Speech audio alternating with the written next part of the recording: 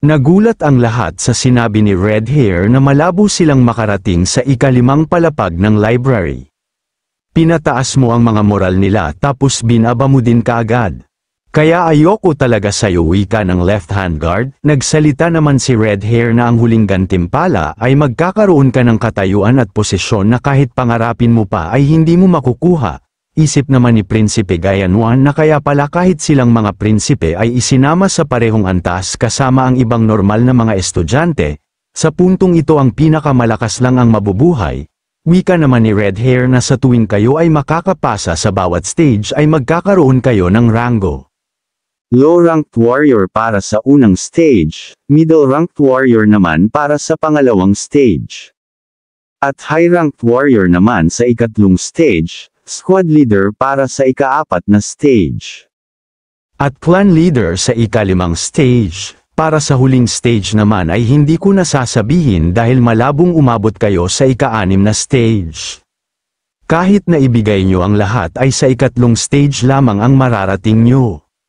Para sa mga normal at hindi kilalang pamilya ay ayos lamang yun. Pero para sa mga prestihiyosong pamilya ay madudungisan nyo ang pangalan ng inyong angkan kung sa warrior rank lang ang inyong makukuha.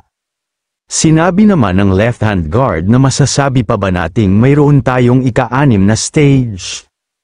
Ang makaabot sa ika-6 ay masyadong imposible, sa loob ng ilang daang taon ay halos 10 lamang ang tanging umabot doon, wika ng left-hand guard. Sinabi naman ni Red Hair na kung umabot kayo sa mas mataas na rank ay kikilalanin kayo ng lahat. Sa ngayon ay pare-parehas kayong kadete pero katagalan ay mag-iiba na ito at nakadepende ito sa inyong kakayahan. Sa isip naman ng ating bida nung una ay ang focus ko lamang ay kung paano makaligtas, subalit ngayon ay kailangan ko ng talunin ang kompetisyon kung gusto ko pang mabuhay, wika ng ating bida sa kanyang sarili. Naipaliwanag ko na ang lahat at dapat nyong malaman. Ngayon ay magsisimula na tayo sa unang stage ng pagsusulit upang may talaga kayo kung saang grupo at dorm kayo mapupunta. Nagulat naman ang ating bida sa pahayag ni Red Hair.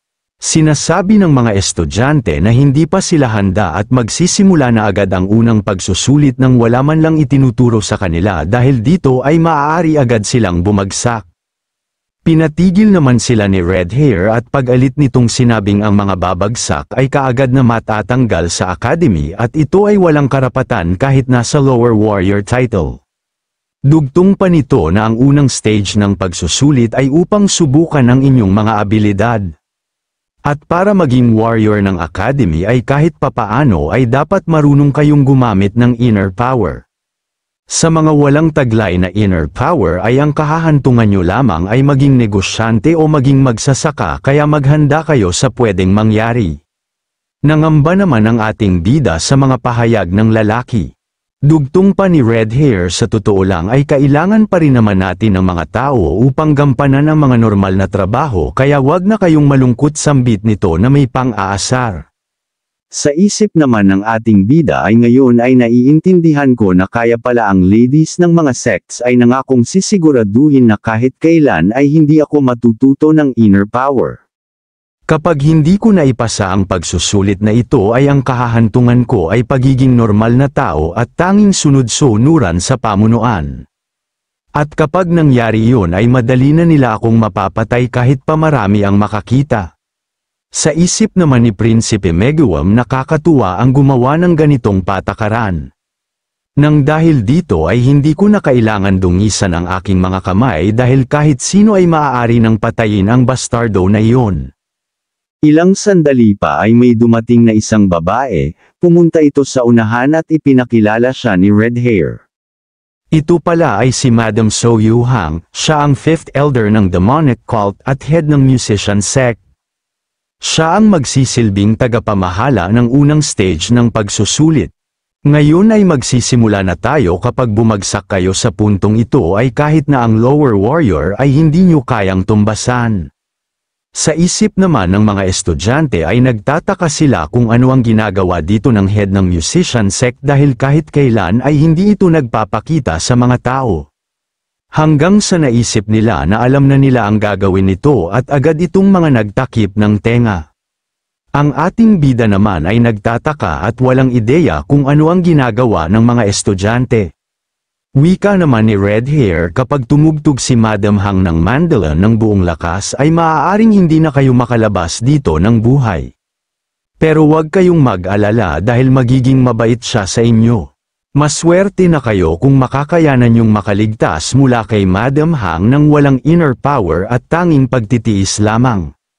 Sa isip naman ng ating bida ay kinakabahan niyang sinasabi na matitiis ba niya ang pakakawalang musical force ng naturang babae. Wika naman ni Madam Hang na makakayanan niyo ito ng ilang minuto hanggat meron kayong kahit kaunting inner power sa inyong katawan. Sumigaw naman si Red Hair kung sino ang makakayanan ng musical power ni Madam Hang nang hindi nawawala ng malay ay aabante na sa susunod na pagsusulit. Pagkasabi nito ay agad namang nagsimula sa pagtugtog si Madam Hang, lumabas ang malakas na hangin na may kasamang aura. Nagulat ang mga estudyante sa lakas na inilalabas nito. Pati ang ating bida ay di makapaniwala sa lakas ng Fifth Elder. Ilang sandali pa ay hindi na nakayanan ng ibang estudyante at ito ay nagsimula ng sumuka at manakit ang mga katawan dahilan para sila ay manghina. Kahit natakpan nila ang kanilang tenga ay naririnig pa rin nila ito. Inaasahan ko na ang gitnang pila ay mga mula sa mababang sect at nagsisimula na silang manghina at mawalan ng malay. Pero ang 6 na tagapagmana at ang mga mula sa matataas na sect ay nagagawa nila itong tiisin. Sa isip naman ni Prinsipe Meguam ay masyado itong madali dahil bilang isa sa tagapagmana ay bata pa lang kami ay umiinom na kami ng medicine upang malinis ang aming katawan at mapalakas ang aming inner power. Dugtong pa nito na ang bastardo na iyon ay malamang ay nasa sahig na sa mga oras na ito.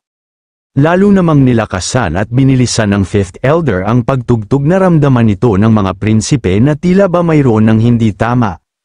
Si Prinsesa Wanneryo naman ay tila ba nahihirapan na at nagtataka kung bakit pabilis ng pabilis ang pagtugtog ng Fifth Elder. Ang ibang mga estudyante naman na mula sa matataas na sect ay halos hindi na rin kinakayatak ang tanong nila kung bakit sobra na ata ang ginagawa ng Fifth Elder. Si Madam Hang naman ay tuloy pa rin ang pagtugtog habang sinasabing bakit hindi pa rin siya nawawala ng malay o nanghihina. Ang tinitignan pala niya ay ang ating bida na nakatayo lamang at walang alam sa nangyayari. Sa isip naman ng ating bida ang halos kalahati ng mga estudyante ay nasa sahig na at nawalan na ng malay. Mukhang nagtamo silang lahat ng panloob na pinsala. Subalit bakit ako ay ayos lamang? Patanong nito sa kanyang sarili.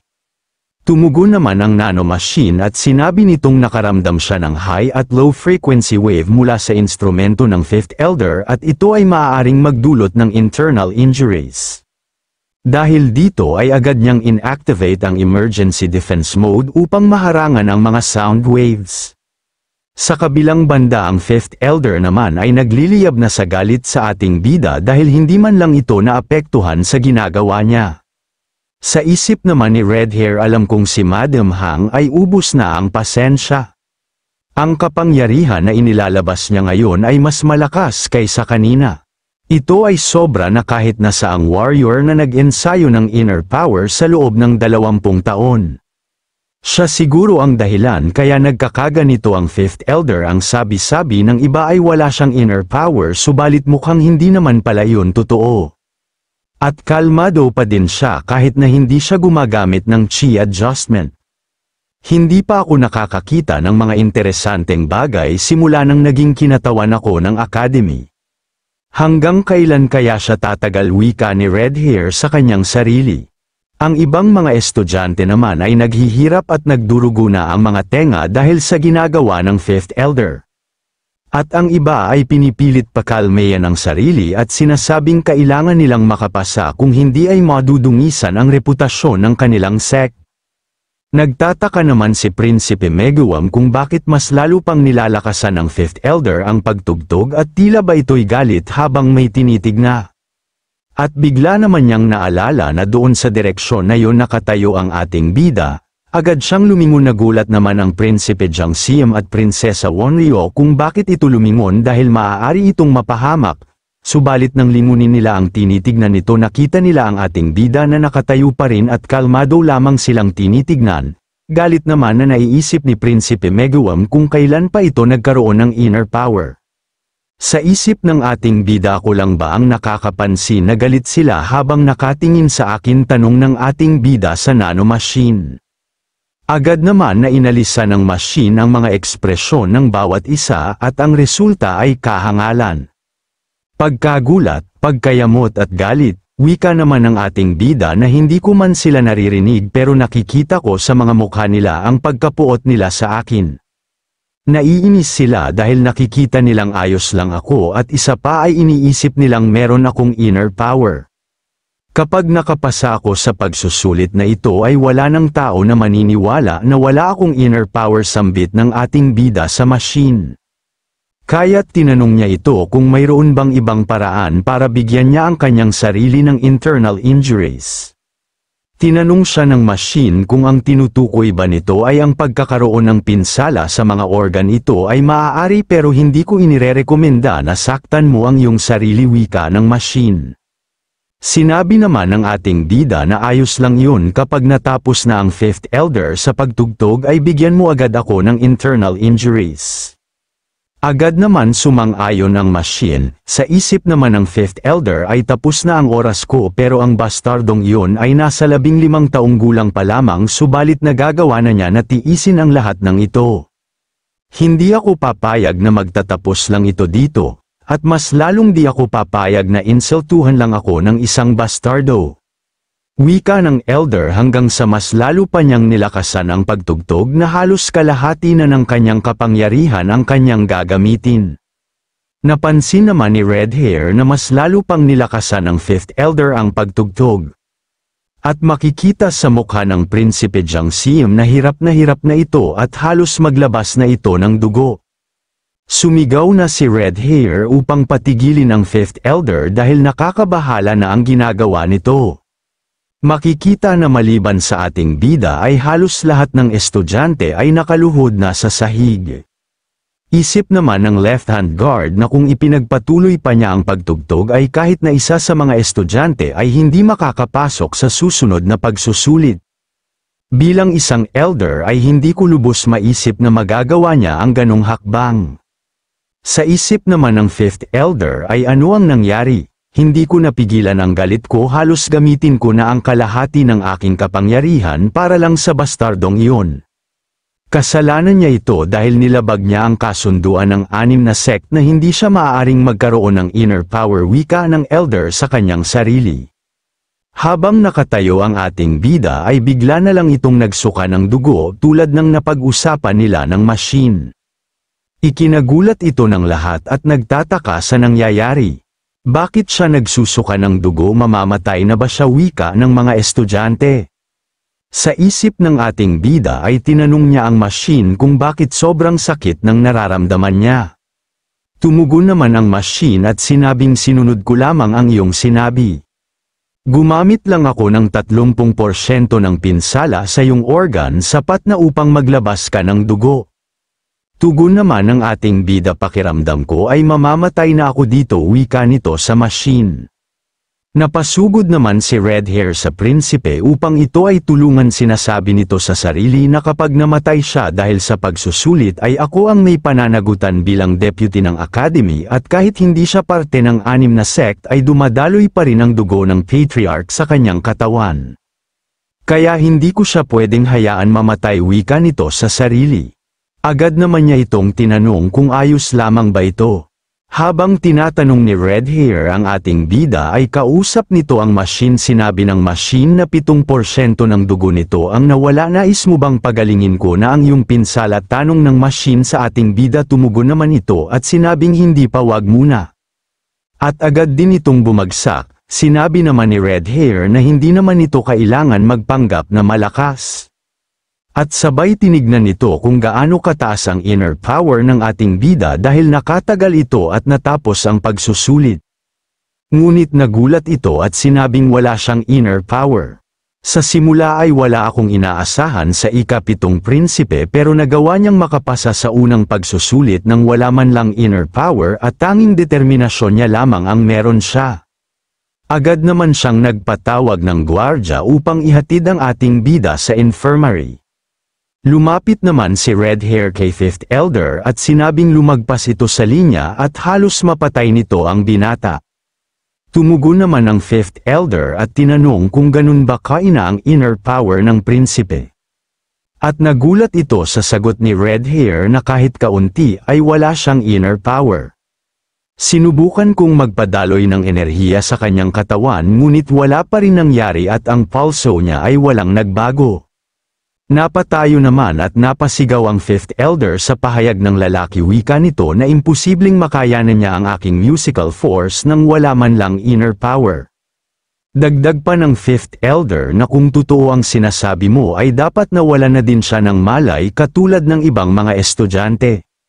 Sinabi naman ni Red Hair nagtamo siya ng malubhang pinsala tiniis lamang niya ang iyong musical force gamit ang kanyang determinasyon. Ang batang iyon ay malakas ang pagnanais na mabuhay at makapasok sa susunod na pagsusulit wika nito sa 5th Elder. Sa isip ni Red Hair na kung hindi lang mababang lahi ang ina nito ay kukuhain niya ito bilang estudyante. Subalit ang pagsuway sa kasunduan ng 6 na sect ay walang magandang idudulot. Natawa naman si Left Hand Guard at sinabing gamit lamang ang determinasyon ay natiis niyang lahat iyon. Masaya ito wika nito. Tumugon naman si Red Hair na wag na itong makisali at uminom na lang ng alak sa sulok na palagi nitong ginagawa. Hindi naman ito nagustuhan ng Left Hand Guard at nagpalitan ng mga di magagandang salita. Hanggang sa nagpalabas ng aura ang dalawa, sa lakas ng mga ito ay natakot ang ibang estudyante. Agad naman umalis ang Left Hand Guard at sinabing wala siyang panahon sa ibang mga bagay. Habang papaalis ito ay nakatingin sa mga estudyanteng nakahiga sa sahig, at sinabing ang mga bata ngayon ay walang katapangan maliban sa isang yun.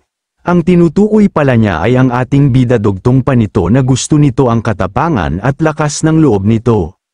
Kung nagustuhan mo ang ating kwento huwag kalimutan mag-like at mag-subscribe and click the notification bell para lagi kang updated sa mga paparating nating video.